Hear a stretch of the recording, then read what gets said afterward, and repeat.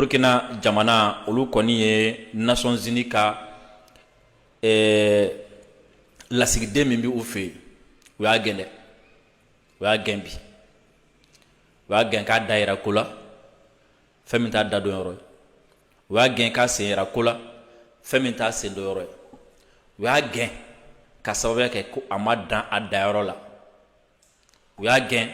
ka sababuya kɛ ko a sen yira ko la ko min bɛ dankari Burkina jamana la. Gouvernement ka communiqué filɛ. Le gouvernement de Burkina Faso, après avoir découvert le rapport du secrétaire général des Nations Unies adressé au Conseil de sécurité intitulé Les enfants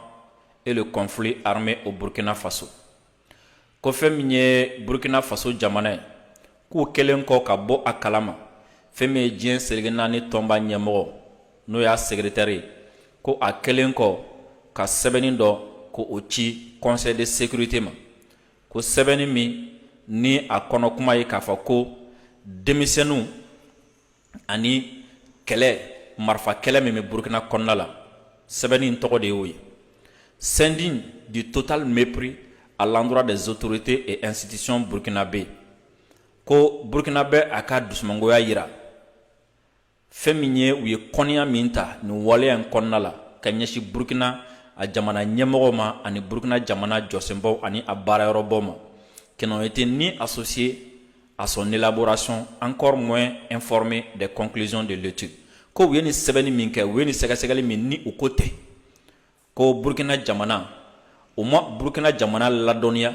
a baara la, a dilantɔ a farali ɲɔgɔn kan u ma ladɔnniya o la, wa u kɛlen ka baara in fana kɛ, u kɛlen ka sɛbɛnni in kɛ u yɛrɛ hakili la, u ka sɛgɛsɛgɛna u kɛlen kɔ k'a kɛ k'a ban fɛnɛ, ko a bannen fana u ma ɲɛfɔ Burkina jamana ye k'a fɔ ko an ye nin sɛbɛnni de kɛ, o de filɛ nin ye, ka u ma o fana ɲɛfɔ Burkina jamana ye, alors que a dun kɛcogo la a man kan tɛ ka kɛ ten. Ni a ye nin ko ninnu kɛ aw kan ka a ɲɛfɔ de k'a fɔ ko nin ko min ni an y'a dilan, nin sɛbɛnni min ni an y'a dilan, walima nin rapport min ni an y'a kɛ a kan ka ci jamana ma de, k'a fɔ a kan ka ci jamana ma de. N'a cira jamana ma,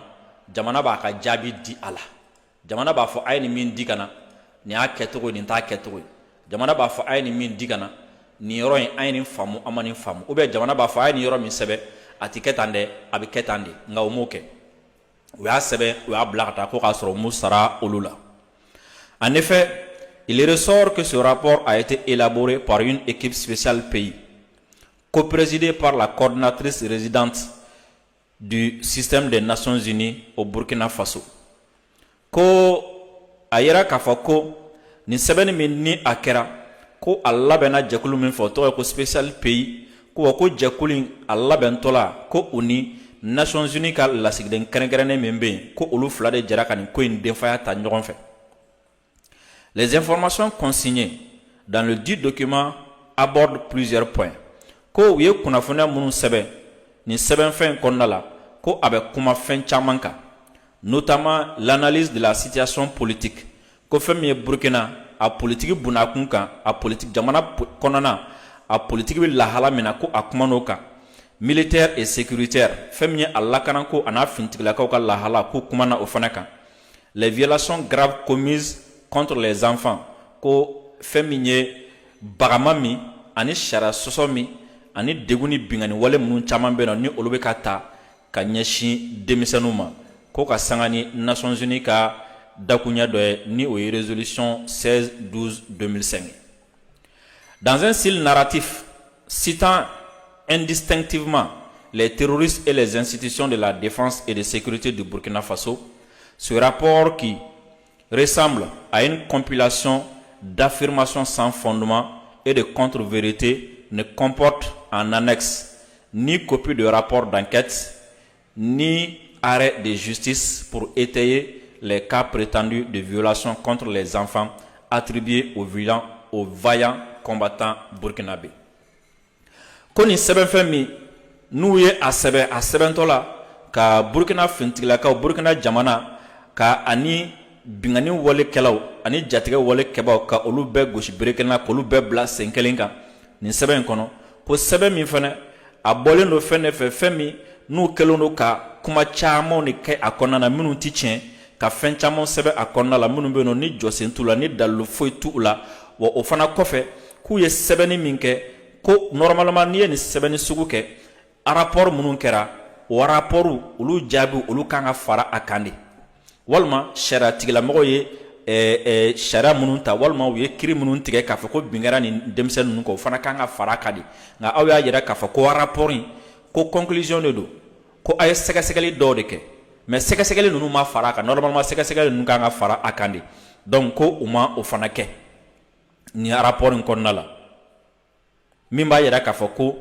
nin bingani kɛra nin bingani kɛra nin bingani kɛra ka ɲɛsin denmisɛnninw ma jamana finitigilakaw fɛ parce que o kɛlen don ka sɛbɛn rapport in kɔnɔ ko jamana finitigilakaw de taalen don bin jamana yɛrɛ denmisɛnnin fitininw kan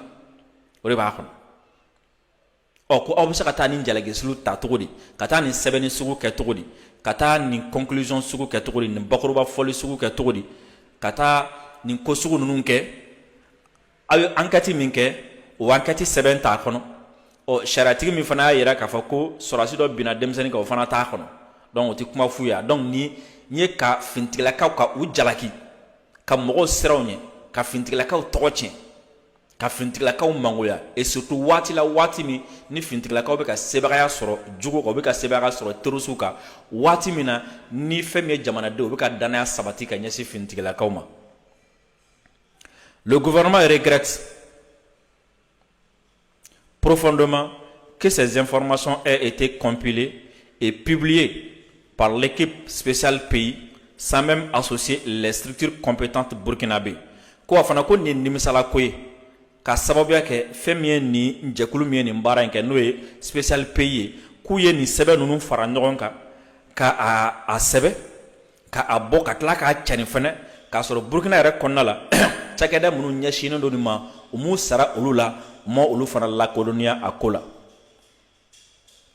Toute chose qui aurait permis d'avoir une lecture plus complète et non biaisée de la situation des enfants dans les zones à fort défi sécuritaire au Burkina Faso. Ko komi kun bɛ se ka kɛ sababuya ye ka na ni ɲɛfɔli caman ye ka na ni faamuyali caman ye min kɛbala bɛ kɛ sababuya ye sɛbɛnni a bɛ kɛ sɛbɛnni nɔgɔlen a bɛ kɛ fɛn dafalen a nkalon caman bɛna kɛ a kɔnɔna la et surtout sɛbɛnni bɛ ka kɛ fɛn min kan n'o ye denmisɛnninw ye denmisɛnnin minnu b'u yɛrɛ sɔrɔ kɛlɛdagaw kɔnɔna la yɔrɔ la yɔrɔ minnu ni a ka gɛlɛn kosɛbɛ.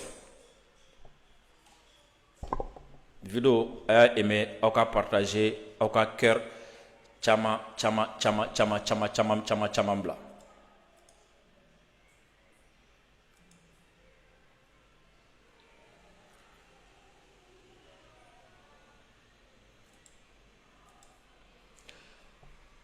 Le gouvernement s'étonne de la persistance de certains agents du système des Nations Unies au Burkina Faso dans l'utilisation avec légèreté et à dessein des terminologies équivoques cachant une volonté manifeste de légitimation ou de requalification de la barbarie dont le peuple burkinabé est victime depuis une décennie. Ko fana ko fɛn min ye Burkina jamana ye ko u dabali bannen don ka sababuya kɛ fɛn min ye diɲɛ seleke naani tɔnba a ka baarakɛyɔrɔ minnu b'olu fɛ yen nɔ